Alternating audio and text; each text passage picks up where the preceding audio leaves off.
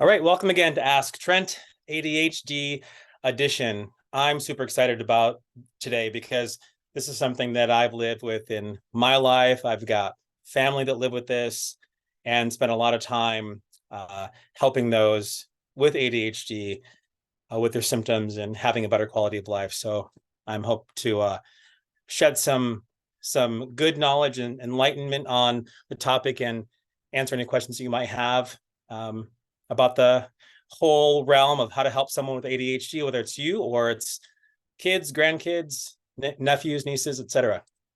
So today we're going to cover a few things.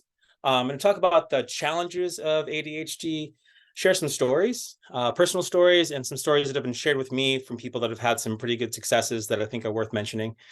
We're talking about what the eyes have to do with it. Hint is everything. They have everything to do with it. And how to get a better quality of life.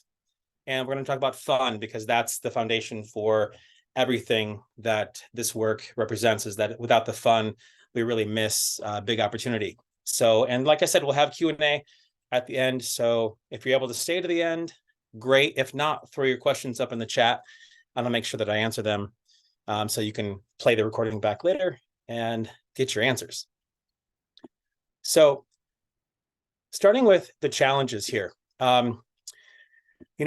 reading is such a huge component to ADHD challenges. That was something that was a huge part of my life. When I was in third grade, my teacher said, you're hyperactive and easily distracted. This is before they had ADD or ADHD.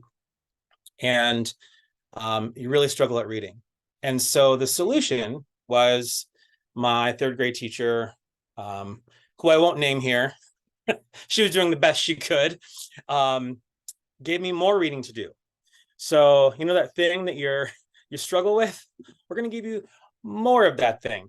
And getting more of it just gave me more anxiety, gave me more issues with doing homework, because in third grade, when I was a kid, there wasn't homework. So for me to have homework meant that I had not got my work done in school that day because I wasn't able to sit and focus and read through my material. So now I had the homework that I wasn't able to do at school, plus this green box of books that I had to read through and answer questions to prove that I was comprehending what was in them. And that would eat up pretty much every evening in third grade. And I can't say that my reading improved much because of that. So for me, whenever I hear somebody having issues with reading, whether or not they have an ADHD diagnosis, I know that there's a direct correlation between the ADHD and their eyes and reading, and we can dive into that and we can look at some of the ways to improve it and some of the ways we can measure improvement. So whether you're skipping lines or you're losing your place or it's comprehension or maybe reading just gives you a headache, there's an opportunity to improve one or all of those things. Focus is a big one. For my daughter, she has ADHD in attentive type. And so it isn't so much that she can't keep her focus. It's that if her focus is pulled to the wrong thing, let's say she's in class and the teacher's giving a lecture and she hears a book drop in the hallway. The book then takes her attention and then she's curious about, well, who dropped the book and where were they going? Wonder what book it was. And there isn't that mechanism that would pull her back to, oh, I'm here right now in class and I should be listening to the lecture. And so sometimes people can get confused about all the different elements of focus, and certainly being able to sit and focus on a task is one element. But also people with ADHD tend to be able to be hyper fixated on something. So it's just getting you focused on the right thing and being able to discern what's a priority, what's important right now, and you leverage that focus in a powerful way.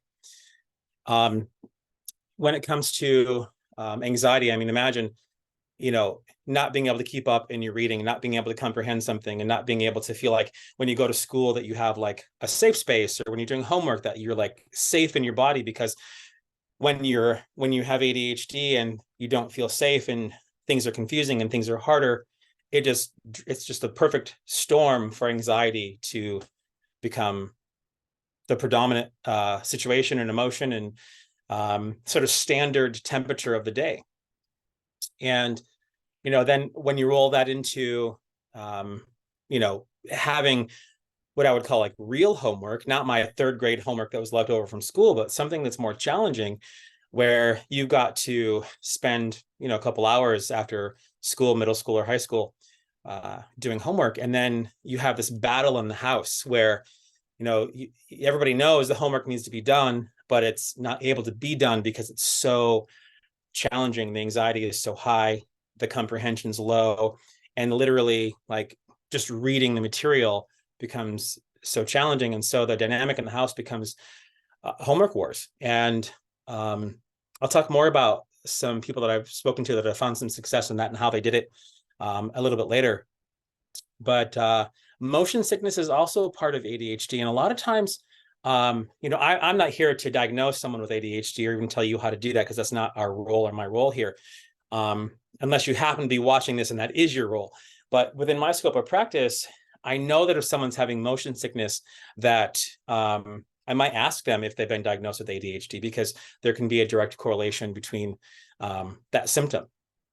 Regulation is a huge piece, because, being able to calm yourself down, being able to go from being like really upset and getting yourself grounded is something that is a skill that you can learn. But with people with ADHD, that's a little bit more challenging. And you might find that you or young ones around you are dysregulated more often than not, and kind of get stuck in that dysregulation cycle.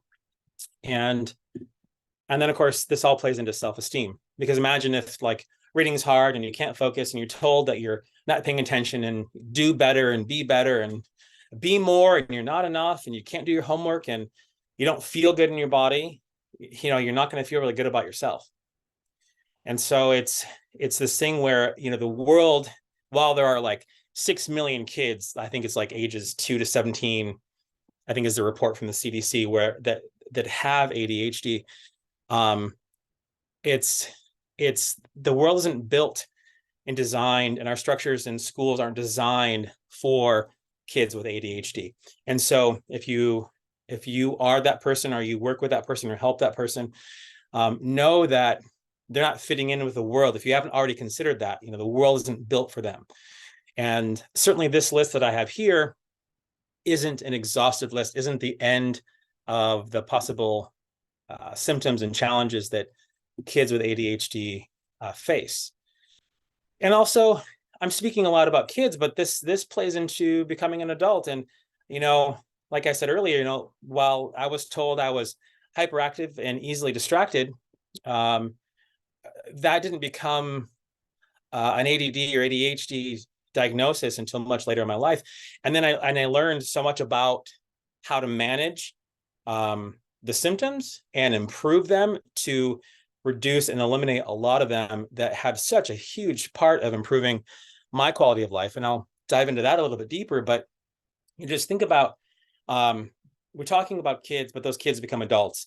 And when something gets missed, when something falls through the crack, even if you have an ADHD diagnosis, maybe you don't realize that motion sickness is part of that, and you can do something about it. And it becomes a powerful conversation to be had around it. So let's talk about what the eyes have to do with it. And like I said earlier, the eyes are everything here. The ADHD has been directly tied to the eyes. So weakness, misalignment, dysfunction, there's a direct correlation. They find that kids with ADHD and adults with ADHD have these various things gone sideways with their eyes. And we know that 80% of what we do is visual in nature, and your brain prioritizes information delivered to the brain through the eyes. So if your eyes are seeing something, your brain is prioritizing that information. And if 80% of what we do is visual, then imagine if you've got something going wrong in your eyes, just how much of disruption it is to your nervous system. And when you look at how profound that can be from the moment you wake up until you go to bed, everything you're doing, 80% is visual. And so, you don't even realize you're giving yourself bad input through your eyes just by having your eyes open. But I think the best news is that the vision is a skill. It can be learned and you can improve it. So this isn't a doom and gloom situation. This is actually like the good news, because first is just having awareness around, what you're experiencing if you have ADHD, having awareness around the fact that your eyes have everything to do with it, and that learning how to see, learning how to use different visual skills is all learnable. It's not stuck. Our brains are plastic. You can get new patterns your entire life. Certainly when you're younger, you can get patterns faster. And but your whole life you can build new patterns. And so with vision being a skill, it's just such great news, even for adults that maybe went undiagnosed as kids and that are now experiencing those same ADHD symptoms now. All right, so specifically with your eyes, we're talking about getting a better quality of life through these key parts of what your eyes can do. So your eyes have the ability to track. So I'll grab my ball. So being able to watch an object move through space. So your eyes are tracking. That one I always think of like the old Scooby-Doo cartoon when the bad guys in the painting and they're walking down the hall and they're like tracking them with their eyes, go down the hall. So that ability to move the eyes and follow an object. Coordination, just so that both eyes are working together. You have the eyes teaming up together to do the same thing at the same time, hopefully. And endurance, when I talked about the eyes being able to learn new movement and learn new skill and having vision be a skill, endurance plays a big factor, because you can do something once, but having the eyes have endurance means that you can continue to do that task or that movement or that skill for a longer period of time. So that when you're looking at improving your ADHD symptoms, know that while you can improve your eyes, improving the endurance of them and having a regular practice is key. So that regular practice builds endurance so that that symptom that you're dealing with can be much less of an issue, and eventually, in many cases, be removed as an issue. It might still be present, but it's not disruptive and it's not something that's ruining quality of life. Strength, just like the rest of your body, your eyes have muscles attached to them. So as you're tracking and you're moving them together and you're building endurance, you're building strength in those muscles that surround the eyes that actually move them and move them together and apart. So just like you want to have, strong abdominals and strong postural muscles and, strong legs, strong arms, you want to have strong eyes. And what I find so funny about strengthening your eyes is that we can't really see our eye muscles. And a lot of our muscles, although not all of them, but a lot of our muscles we can see and we can touch and we can feel, and it's pretty clear. Most of the major muscles are included in basic anatomy training, basic biology, but eye muscles are just not included. And so we have these body parts that we just haven't really taken into consideration as much as all the other body parts.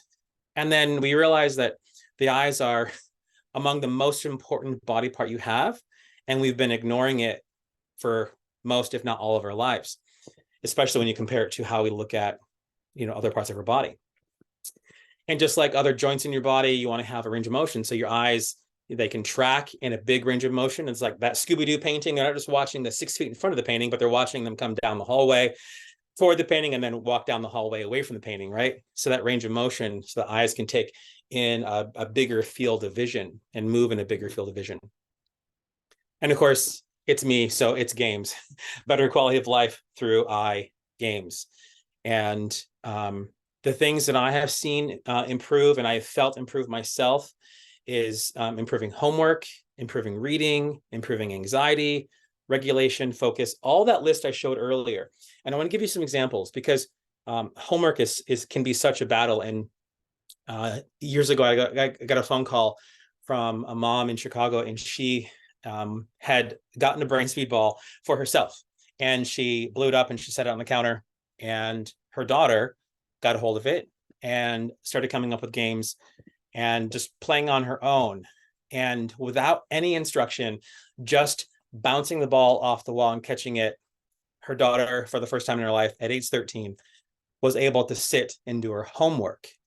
And the only thing that changed in her life was using the BrainSpeed Ball, which ultimately meant that she was playing a game using her eyes and tracking the ball. She hadn't even really been taught how to use it, but catching the ball requires that you're tracking it. And so spending 5 or 6 minutes tracking her eyes just like clicked a switch for her. And the mom talked about the battles every night when it's homework time, having to sit down and battle because the homework has to be done. Her future depends on it. She wants to go to college, and if she doesn't get her homework done, she won't get the grades she needs, and she won't get into this school, and she won't do that. And it becomes this, sometimes catastrophe of a situation. And to be able to have something that's fun and simple, and it wasn't even mom teaching her how to play. That's what I kind of love about it, is like, so often with our own kids, they don't want to learn from mom or dad. They want to do it themselves, or they want to find out about it from a friend or from her sister or brother or something. But they're a little more willing to listen and hear. And I think also so often when you have somebody with ADHD, there's a good chance you've been to this therapist and that doctor and this visual professional and this person. And in all of these like therapies and all these methods and procedures where, as a kid, you can feel like you're wrong and bad and not enough, and you're going to all these things to get fixed. And when your visual tracking and therapy is built into a game, you don't even realize you're not in the headspace of I'm in therapy for my ADHD, but I'm just playing a game. And the result of using the eyes in the game equals better quality of life and homework being done. I think it's pretty amazing. I love that story. It gives me goosebumps every time I tell it, because it's just like such a powerful testament to what eye strength and range of motion and tracking can do for you. For me, reading, I tell the story a lot because this was a profound part of my life with reading. I told you earlier that, in third grade, my teacher's like, oh, you can't read? Well, read some more. That'll fix it. But it wasn't that I didn't have the skill of reading. It was that my eyes didn't work well together. And not only did my eyes not work well together, but one of my eyes simply was suppressing the image that I was looking at. So basically for me, reading was read like 1 or 2 sentences and then fall asleep. And it would just like knock me out. And I think of people that can read for 3 and 4 hours, and reading keeps them awake. And I was always like, how does reading keep you awake? I read 2 sentences and I'm asleep, right? When I was in college, I would get up at 6 or 7 in the morning and stand to do my reading, because there's no way I could do it in the evening. There's no way I could go to the library. All these students in the library sitting and reading for hours, I could never imagine how that was possible. That wasn't a skill I had. And so I was able to, get through by problem solving it for myself, but it certainly was extra work. And it certainly meant that I had to get up early and didn't get enough sleep. But, I did it. But then in my 30s, I started listening to audiobooks, and I was listening to a series, and I was about to finish the book that I was on and go on to the next book. And I was talking to a client, and I said, I'm going to be going to California for a conference, and I got to get the next book in this series. And of course, at that time, I was ashamed of the fact that I didn't read as much, that I was listening to books. And so I didn't say that I was listening to the book. I just said, I need to get the next book to read. So the next time she came in, she brought me a copy of the book.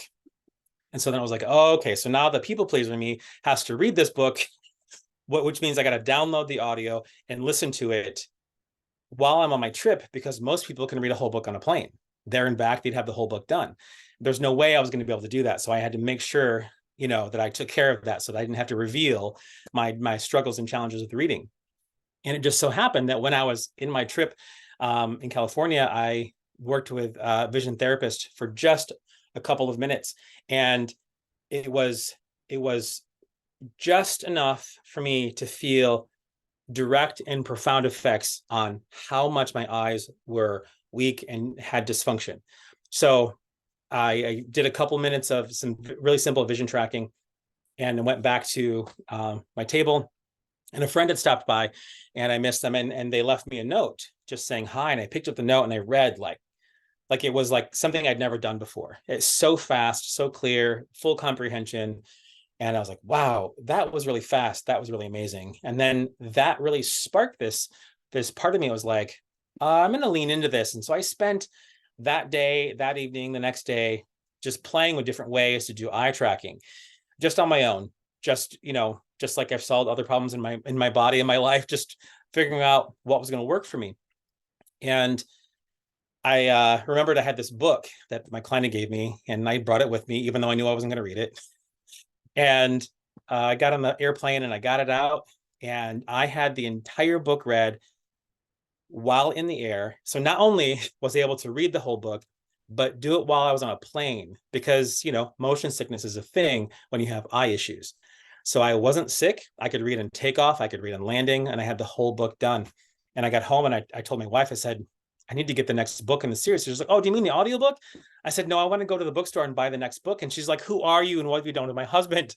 And I was like, I know it's pretty crazy, but I've discovered this weakness in my eyes, and I've been able to work to a place where I feel like it's solved enough that I can actually read and enjoy reading, and not have reading be about the deficiency, but have reading be about the story and the success of getting through that.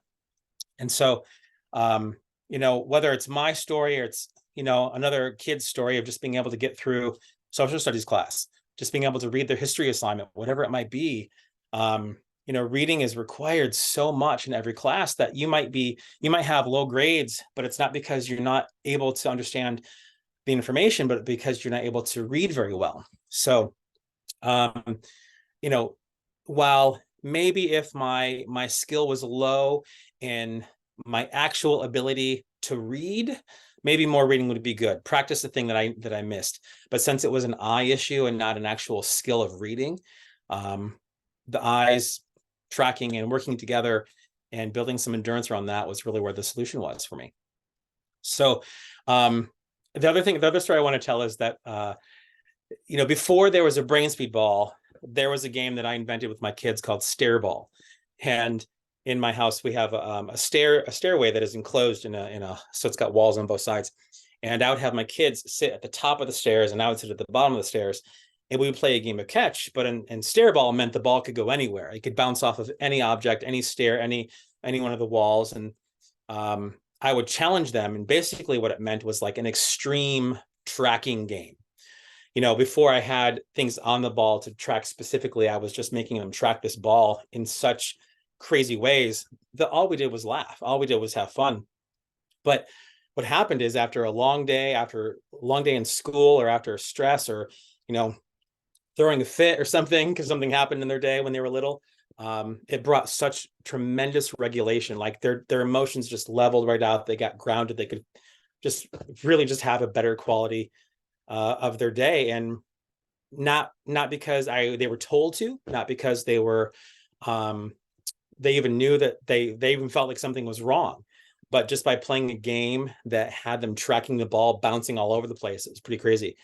And I'd have them come up with their own version of stair ball, and eventually it became using 2 balls and 3 balls, and can we keep this one in the air while we throw this one back and forth, and so on. So sometimes if you see some of these more crazy BrainSpeed Ball games, know that they started as stair ball when my kids were little. Now my kids are in college and about to graduate college, but when they were little, they started off as stair ball. So just to not overlook just how powerful fun is, when you keep the solutions fun for ADHD, it's just so important, because the brain stays curious and open to learning new things when something is fun.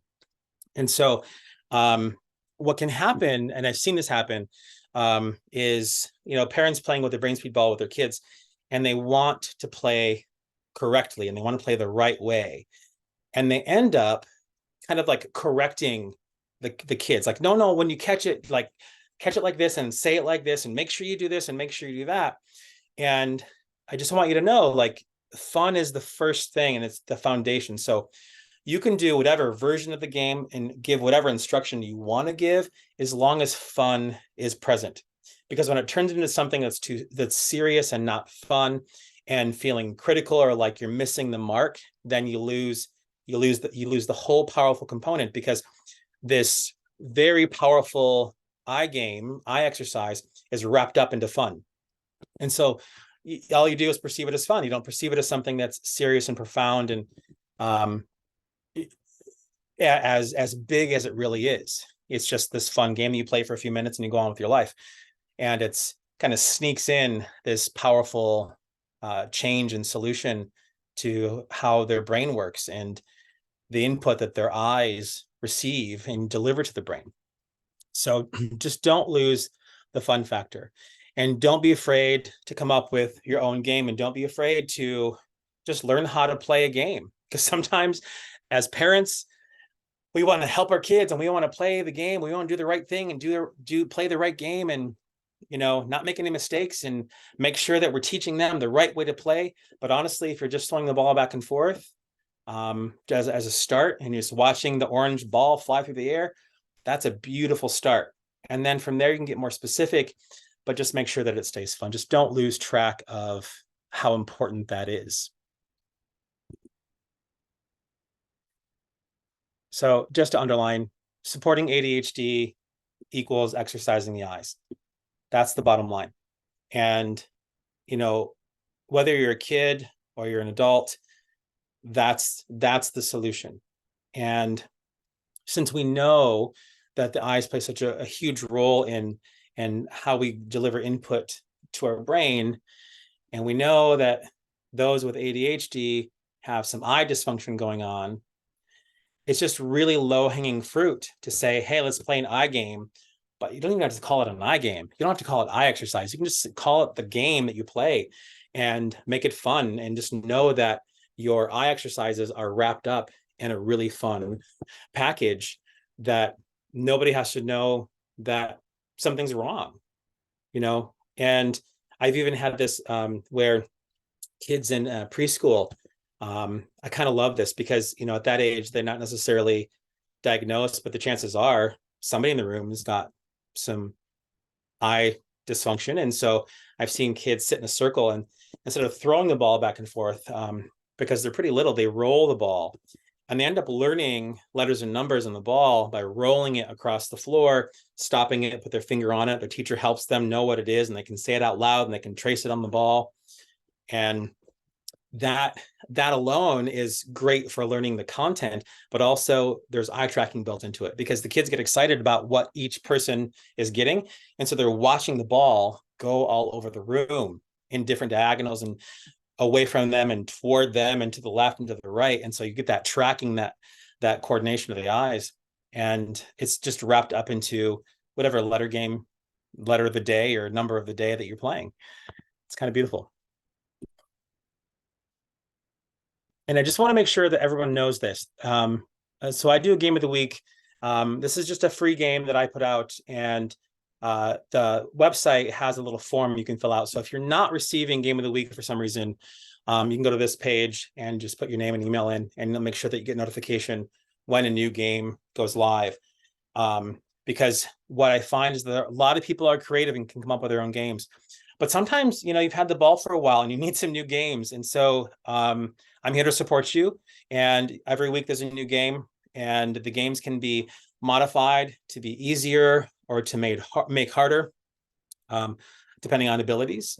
And I talk about that a little bit. So if the game is standing or seated, or ways to modify it to make it so that it's really challenging, if you're really good at the ball, or if you really need it down leveled because you have only one arm that functions, or the eyes are really weak, and everything in between. So make sure you take advantage of that, and get notified whenever a new game goes live. Now, there's a couple in the chat. Let me go into the chat and see. Oh, Jennifer said cancer survivors get this diagnosis often after treatment. That's so interesting, Jennifer. Do you want to jump on and talk about that a little bit? I think you're still here. Yeah, you're still here.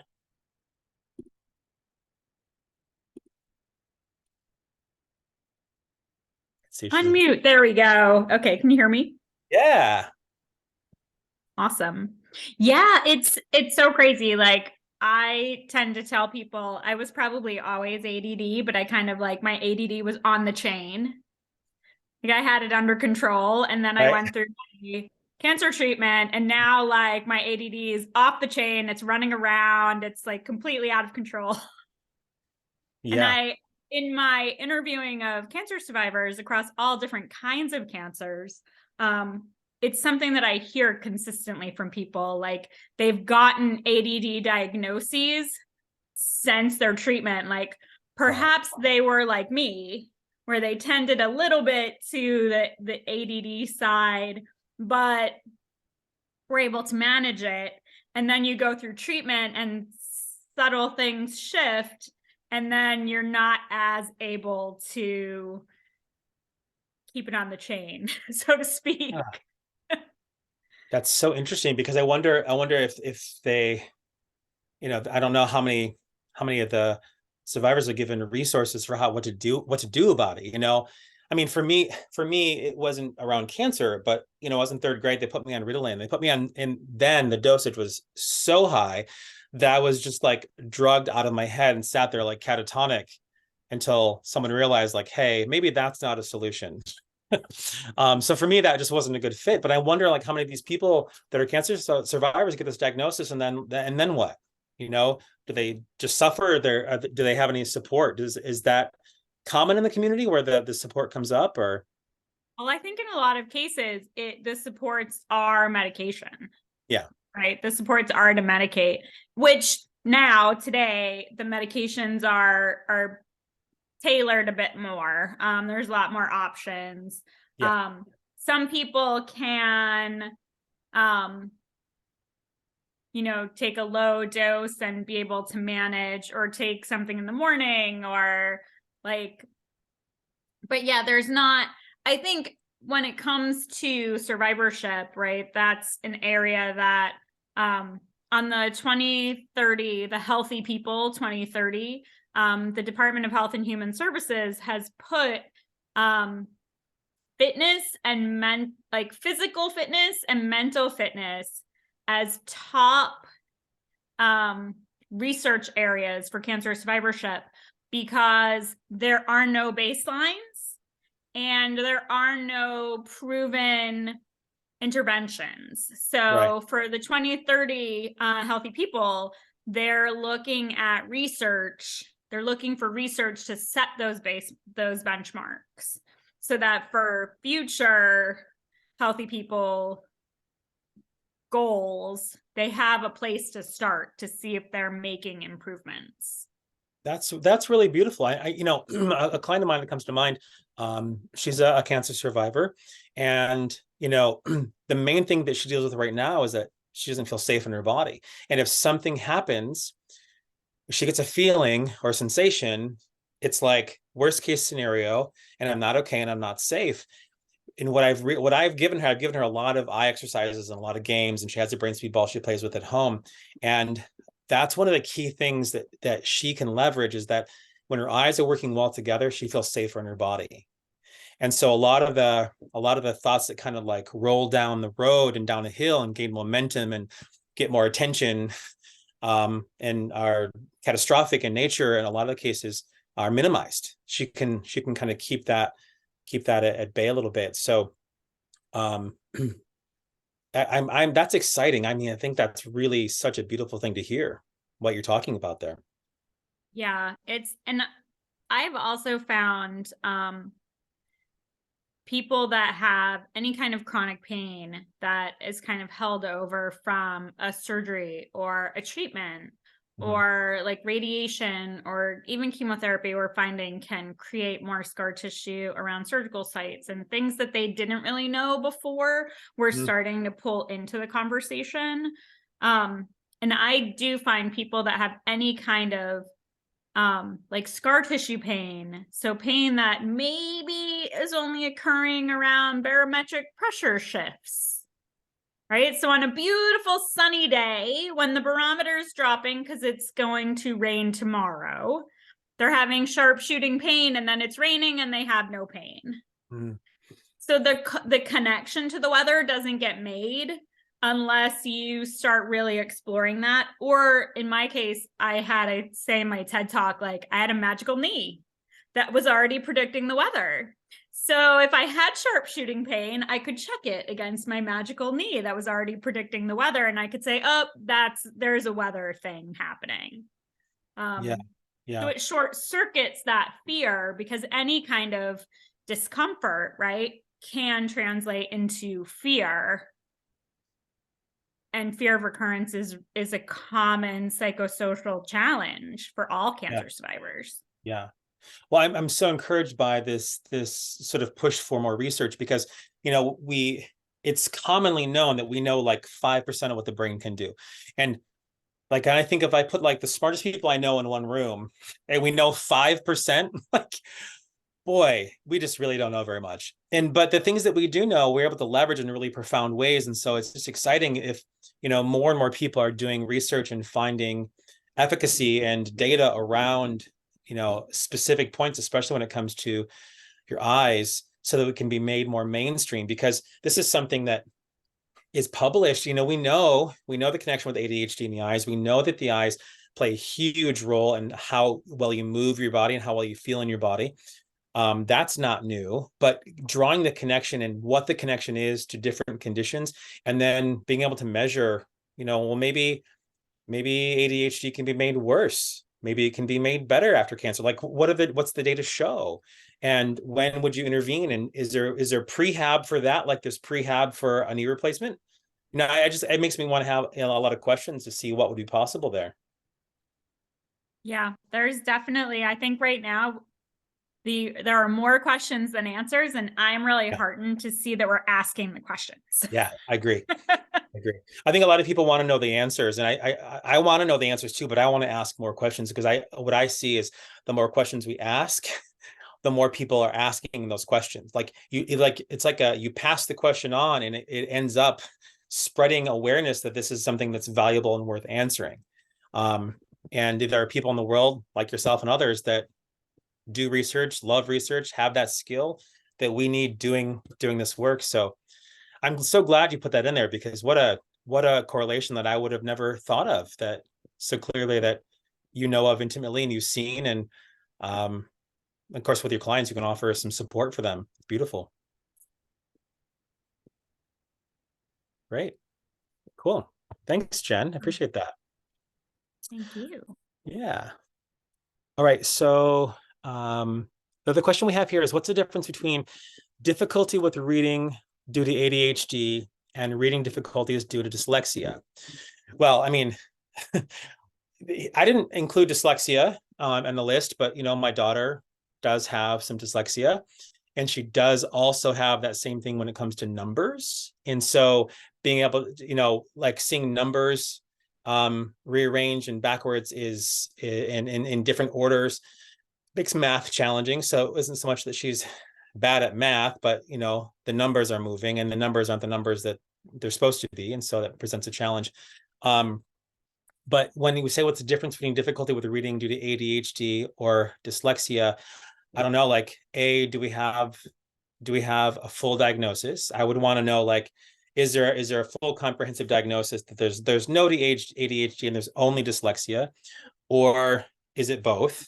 To see if there is that correlation, because the correlation between the eyes and ADHD has been supported and shown through the research.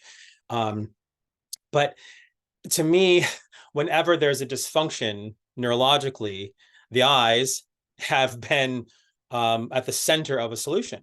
So right now, I don't have anybody that I see personally that has dyslexia, but I would just kind of put that out into the universe, because that would be super fun to explore and see, what we could do with that, because it's measurable. I love measuring things. So like I'd be able to, look at, measuring their reading, the comprehension, their frustration, the emotion, the accuracy, the speed, all of the things that we could look at. I do know that something fun that I measure is handwriting. One of my favorite games to play with adults, you can do it with kids too, but it's fun with adults because sometimes they're a little more skeptical about, like, oh, okay, well, what does playing with this ball really have to do with my eyes? And is it really going to improve this other thing? What's this have to do with that? So to help make the connection, and you can play this game yourself, you just take a piece of paper and you sign your name 5 times quickly, kind of stacked on top of each other. Turn the paper over and play your game for about 5 minutes or less. And then on a different piece of paper, sign your name again 5 times stacked on top of each other, and then flip it over and compare the difference. I've never seen it not be different. It's always more similar, more organized, more precise. And it's instead of being on like 5 different lines, approximately, it's all like as if there were lines drawn on the paper, even though there's not. The letters have the same shape. The start looks the same. The eyes are dotted the same, whereas they're a little different in the first one. So it's amazing to see like eye tracking can affect your signature. Well, you're watching the pen on the paper. Everything we're doing is with the eyes. And so it's having better coordination in our body and our brain is through the eyes. So yeah, dyscalculia. Yeah. So Jen said, I have number dyslexia. I recently learned it's called dyscalculia. Yeah, exactly. Absolutely. Yeah. When we first got that, it was like, what did you say? And what do we do about it? Yeah, it's pretty amazing. All right. So we're going there already, but let me just kind of open up the floor if there are anybody else that have any questions, or if you have a story that you want to share, or you have a success for yourself with ADHD, or maybe you have some kids that you work with, or your own kids or grandkids. If you want to, if you don't have your camera on, turn your camera on, and then I can see you raise your hand. Let's see. See any questions as of right now? All right. So I did. Oh, Irma, do you have a question? I saw your camera come on. Let me see if I can help you unmute.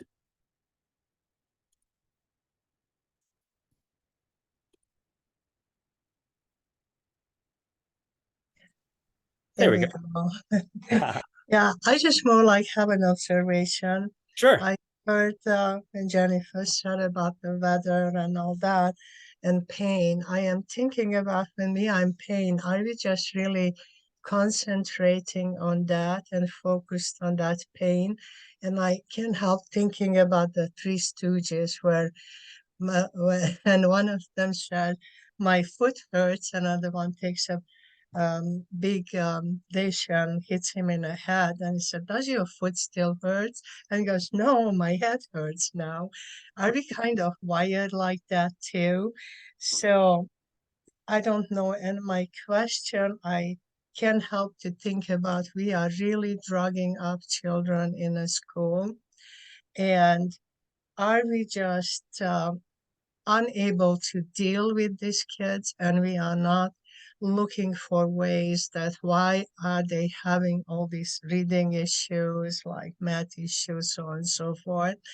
And we use the drug because just like you said, kids fall asleep in a school and so they are no problem anymore. Yeah, So I would just say, I touched on a couple of things. I'm a huge advocate for having a comprehensive view on the subject. And sometimes, I've seen that medication save a family and get a kid like in the right direction. It can be amazing. That wasn't my experience, but also it was so early in giving kids medication that I was basically just like, I was given way, way too much of something that they didn't know enough about to know how to use it effectively. But also for me, that's not the whole solution. So I like a comprehensive look. I want to see, because the other part we haven't talked about is diet. And so, my doctor was like, yeah, so what are you having for breakfast? And I'm like, oh yeah, cereal. Okay, well, cut out the cereal. Don't have sugar the first thing, because that makes it worse. So whatever symptoms you're having just get exacerbated by having sugar. And so, I like a comprehensive look. And so I can't say like it's also like the teacher's responsibility to do everything in that classroom, because they have so many kids that have such diverse needs. And that's why I feel like, of all the things that we've done for our kids, some of them are, super complicated, super involved. We've taken our daughter to a panel of 5 doctors. Each does their neuro analysis. Then they come together, they talk, and then they present you with this thing. And we're like, okay, but now what do we do? Like, okay, we have all this information, but, so for me, it's like, if we can provide something that's really simple and fun and a part of the bigger picture, maybe some of the things that they're relying on maybe it's medication, maybe it's something else, will become less of an issue or less needed because they have better solutions for them.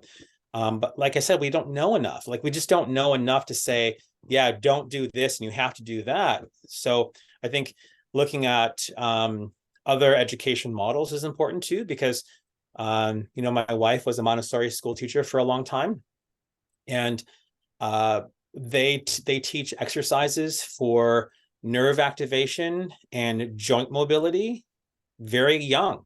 And so when you look at how to have your body work well, in the joints, we have all these nerve endings, and in the hands, they do all these exercises with their hands to get better nerve activation. So I feel like there are some solutions that exist that aren't used as much. And I feel like when we look at for kids before they're going to school, we can get really focused on make sure they can read and write and math at a certain level before they go to preschool, and then they have to be a certain level so they can go to all day kindergarten. They have to meet these benchmarks. But I believe do their eyes work well together? Can they track with their eyes? Because if they can, so many things become so much easier. So I see the frustration, Irma, because it's frustrating. It's hard. It's like, the solutions that are presented, they do have to manage a classroom. They do have to manage a huge group of kids and get through a day, but that doesn't mean the kid's best supported or that it's even the full answer for the kid. So I think it's people like us that are on the call right now that can share information and help people understand like a full spectrum of solutions and possibilities. Because even if you're not at a Montessori school, you can pull from those teachings. You can pull from information that's been used and passed on for years and generations that could be helpful. So that math teacher is a math teacher. They're not a neuro specialist. They're not a vision tracking specialist. They might not even know themselves that there's a correlation between focus and attention and the eyes. So, what you're presented with is, as a parent, especially,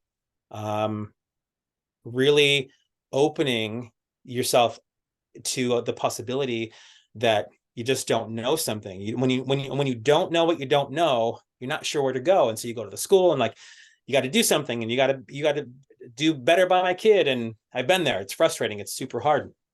But what I would hope is that you would share this with somebody that's struggling, so that they know that there are some low-hanging fruit to grab onto, so that it's not so much of a struggle. And I also believe it is the mindset and a belief system plays a big role in it. And I was part of a bike club where we biked, and one of the person had issues, and he went to a doctor, and the doctor said, you have to change your diet. You can't be eating McDonald's all the time and milk products, so on and so forth. And he said, what is the plan B? And the doctor said, well, we can have surgery. Well, he chooses the surgery. And because he's not gonna change his diet, because that has nothing to do with it. So it's kind of hard to penetrate through that belief system for people. So if you think about us only knowing 5% of what the brain's capable of, that person who only knows like a little scratch doesn't even realize that they could make a change. I mean, so if you don't know that information, do you think, well, I don't know anything other than either I do this or I get surgery, so I'm trying to pick the best option. And they don't know that they could even be an advocate for themselves, to do some research and learn and talk to people. And they don't even know that that's a thing. The number of times that I've been an advocate for someone where they don't even realize that they need one. They think they've exhausted their research and they found their best 3 options. And it's like, well, there's 5 more options. You don't have to do those 3. Maybe those are the great ones, but also there are these other ones, and maybe you should talk to some more people and get a 3rd and 4th opinion, so you can build a picture for yourself, because people also don't know necessarily how to build that picture. So I find myself helping people kind of paint the picture, like learn how to have the skill of painting a picture of what the landscape looks like, so you can make a choice that makes the most sense for you. Because I think people are doing the best they can, that they just don't have a lot of information, and it's hard. It's easy to be critical, and it's easy to, when you have the answer, to look and be like, oh, I wish you change and have this mindset. Because I agree with you. It's frustrating because they're going through more pain. They're going through unnecessary surgeries, maybe. but also like I think people are doing the best they can with what they have. I just think they don't have very much. They don't have a lot of Yeah. skills, a lot of knowledge around it.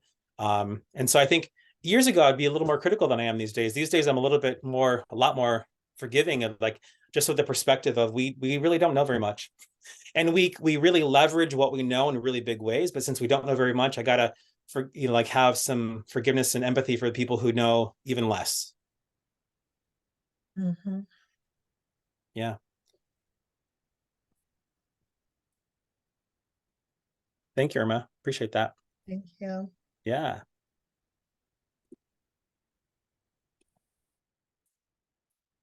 Any other questions or comments or stories anybody wants to share?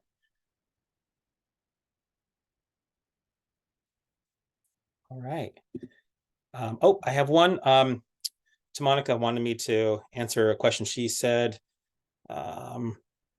she wanted me to talk about the ADHD rescue program in more detail and why it would be beneficial. Okay, so yeah, so I do recommend the game of the week because it's free, but there is a ADHD rescue program that I put together, and this is basically walks you through. It's designed for kids. It walks you through the basics of how to get started with the ball, and this is something where if you're getting it for your kids, you can just give them access to it and they can watch it and they can do it themselves. They can see kind of an older kid playing the game with me, and you don't really even have to be involved. They'll learn the games. There's a fun download that they can kind of track their progress and get really engaged with it. Because like I was talking earlier about the challenges of parents teaching their kids something, or sort of creating the barrier of the kid not wanting to hear something new from their parents and not wanting to be in one more thing that's good for my ADHD that I feel so terrible about already, where they can just get this game, give the kids access, and they can watch the videos and just walk them through it. So where the game of the week is definitely open to kids, and kids can watch it and learn how to play for sure. But the ADHD rescue, there's a young man in it, and you get the basic entryway of playing, and then you are really empowered to come up with your own game. Because ultimately what I find with kids is that's like, give them a few basics of what's essential about the game, and then just really encourage them to come up with their own game. So ultimately, the more the kids can come up with their own games, the more they're going to have ownership over the game and find that it's a really powerful tool for themselves, and start to realize, like, I do better when I use my ball. Like, I'm in a better mood when I use my ball. And they come to that conclusion themselves. It isn't mom like, you're grumpy, go use your BrainSpeed Ball. Like, not recommended. It's so tempting. It's so tempting. Like, you can't sit still, go use your BrainSpeed Ball. Because it becomes this thing like, you're not enough, so go do the thing that makes you enough. But instead, it's like just keeping it a game and finding a way to build a practice. And so the program is really designed to help you make it a practice and help kids make it a practice without feeling like they're being told to and they have to, and mom and dad say so. Yeah. Oh, so someone said we use they use a small ball in silver sneakers, and they bring the BrainSpeed Ball. That's fantastic. So the silver sneakers program, where seniors can come and do some exercise classes, and looks like Myrna's using the BrainSpeed Ball. That's fantastic. Yeah. A lot of times for adults with ADHD, they maybe don't know they have it. They don't know that that's why they feel the way they do. They don't want to talk about it. They're ashamed of it. Fill in the blank, fill in the blank. And you can use the ball, never talk about ADHD, and still help them. I love it. I like being that ninja is the most fun for me. It's like, I'm not here to diagnose somebody, but if I see symptoms that I know are parallel to ADHD, you better be sure that I'm going to involve the BrainSpeed Ball, because we can help them get access without ever having to sit and have a conversation about their ADHD or what's wrong with them, per se. Good. Well, this isn't the end of this subject. So if you do have more questions, you can always email me, reach out. I'm going to cycle through these various topics, and I will come back to ADHD because I know there are more stories to share, and it's a really important topic, and it's affecting so many lives. I mean, when you think about 6 million kids, you're talking about at least that many families. That's a lot of households struggling. And I think about the opportunities that kids face, the opportunities that kids would have that they're not able to take advantage of because of those barriers.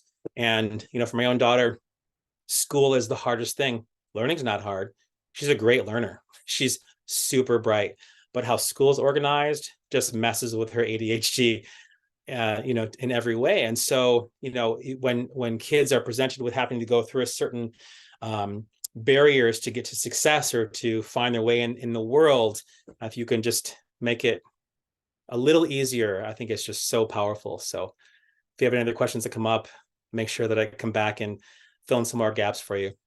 Thank you all for joining me today. We'll see you next time.